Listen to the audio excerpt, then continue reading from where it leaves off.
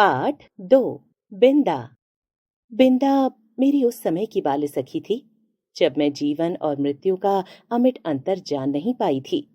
अपने नाना और दीदी की मृत्यु की चर्चा सुनकर मैं बहुत गंभीर मुख और आश्वस्त भाव से घर को सूचना दे चुकी थी कि जब मेरा सिर कपड़े रखने की अलमारी को छूने लगेगा तब मैं निश्चय ही एक बार उनको देखने जाऊंगी। न मेरे इस पुण्य संकल्प का विरोध करने की किसी की इच्छा हुई और न मैंने एक बार मरकर कभी न लौट सकने का नियम जाना।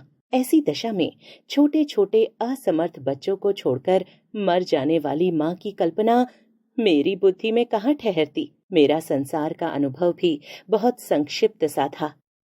अज्ञानावस्था में मेरा साथ देने वाली सफेद कुत्ती सीढ़ियों के नीचे वाली अंधेरी कोठरी में आंखें मूंदे पड़े रहने वाले बच्चों की इतनी सतर्क पहरेदार हो उठती थी कि उसका गुर्राना मेरी सारी ममता भरी मैत्री पर पानी फेर देता था।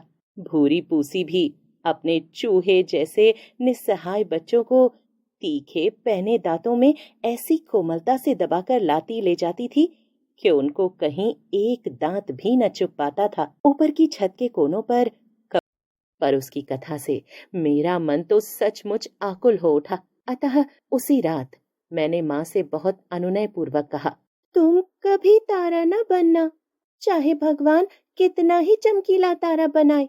माँ बेचारी मेरी विचित्र मुद्रा पर विस्मित होकर कुछ बोल भी न पाई थी कि मैंने अकुंठित होकर अपना आशय प्रकट कर दिया। नहीं तो पंडिताइन चाची जैसी नई अम्मा पालकी में बैठकर आ जाएगी और फिर मेरा दूध बिस्कुट जलेबी सब बंद हो जाएगा और मुझे बिंदा बनना पड़ेगा।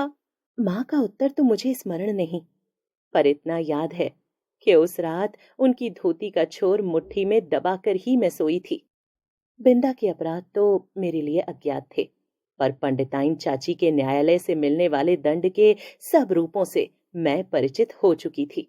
गर्मी को दोपहर में मैंने बिंदा को आंगन की जलती धरती पर बार बार पैर उठाते और रखते हुए घंटों खड़े देखा था। चौके के खंबे से दिन भर बंधा पाया था और भूख से मुरझाए मुख के साथ पहरों नई अम्मा और खटोले में सोते मोहन पर पंखा झलते देखा था।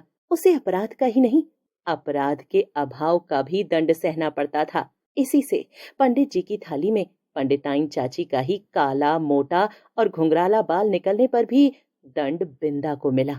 उसके छोटे छोटे हाथों से धुल ना सकने वाले उलझे तेलहीन बाल भी स्वाभाविक भूरेपन और कोमलता के कारण मुझे बड़े अच्छे लगते थे। जब पंडिताइन चाची की कैंची ने उन्हें कूड़े के ढेर पर बिखेर कर उनके स्थान को बिल्ली जैसी काली धारियों जैसी रेखाओं से भर दिया तो मुझे रुलाई आने लगी। पर बिंदा ऐसी बैठी रही मानो सिर के बाल नई अम्मा के ही हों। और एक दिन याद आता है, चूल्हे पर चढ़ाया दूध उफना जा रहा था। बिंदा के नन्हे नन्हे हाथों ने दूध की पतीली उतारी अवश्य, पर वह उसकी उंगलियों से छूटकर पैरों पर गिर पड़ी। खौलते दूध से जले पैरों के साथ दरवाजे पर खड़ी बिंदा का रोना देख मैं तो हतप्रभ सी हो गई।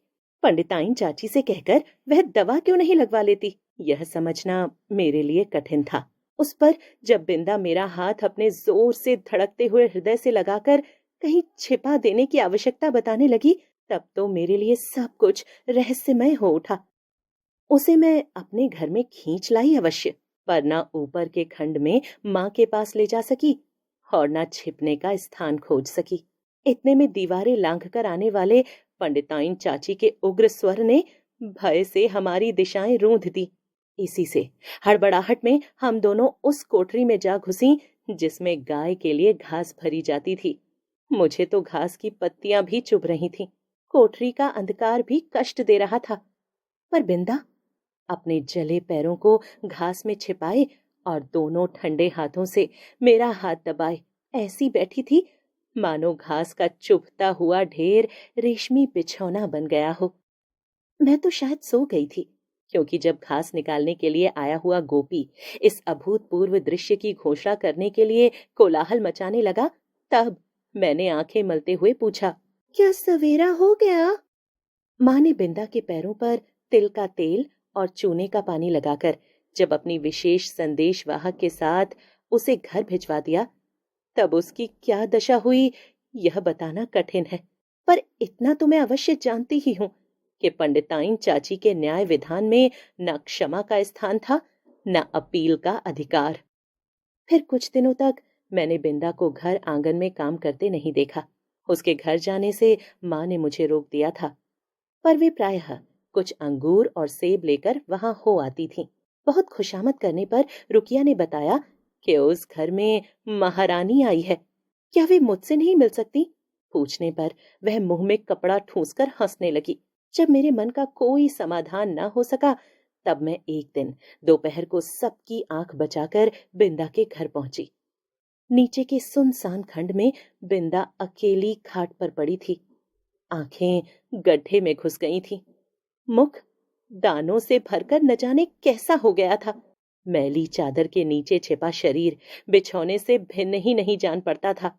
डॉक्टर, दवा की शीशियां, सिर पर हाथ फेरती माँ और बिछौने के चारों ओर चक्कर काटते हुए बाबूजी के बिना भी बीमारी का अस्तित्व है, यह मैं नहीं जानती थी। इसी से उस अकेली बिंदा के पास खड़ी होकर मैं चकित सी चारों ओर देखती